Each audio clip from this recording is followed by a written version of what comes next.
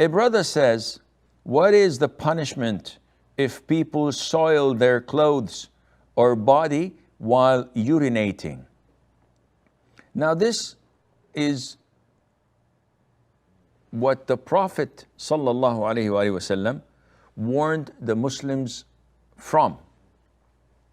It was reported in an authentic hadith while the Prophet ﷺ was walking with some of his companions, they passed by two graves.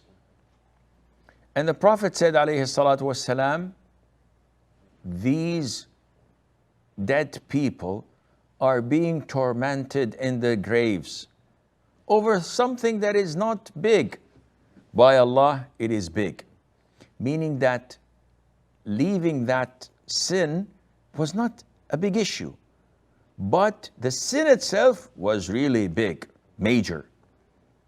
And he said about one of them, he did not protect himself from urine. Meaning that when he urinated, he did not do what was needed to ensure that the urine does not deflect back on his clothes, his body, or himself. And this is why he's being tormented in the grave, which means that soiling yourself, your clothes, not washing yourself after urinating or purifying yourself with tissue is a cause of torment in the grave. Why? Because this renders your prayer as invalid. If you are in such a state of impurity, you perform wudu and you pray, your prayer is not valid. It's rejected. Because one of the conditions of prayer is to be in a pure state and not to have any impurity on your body, on your clothes, or on the spot you're praying on. Therefore, the torment of the grave is caused by this. And this means that people should be careful when they relieve themselves and to ensure that there are no impurity on their body due to urinating, defecating, or anything else. We see people dealing with dogs affectionately.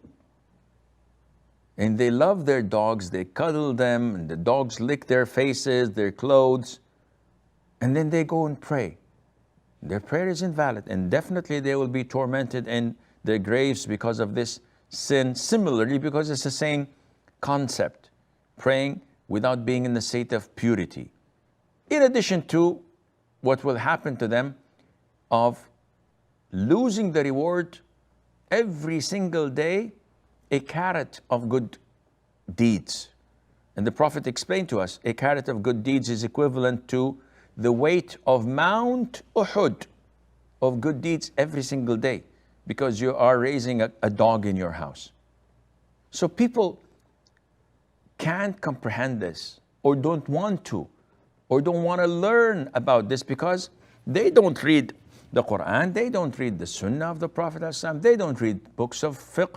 They don't have time for that. They're spending time watching their movies and enjoying life, which would end soon, and then in their grave, may Allah protect us all, they will see what they were missing.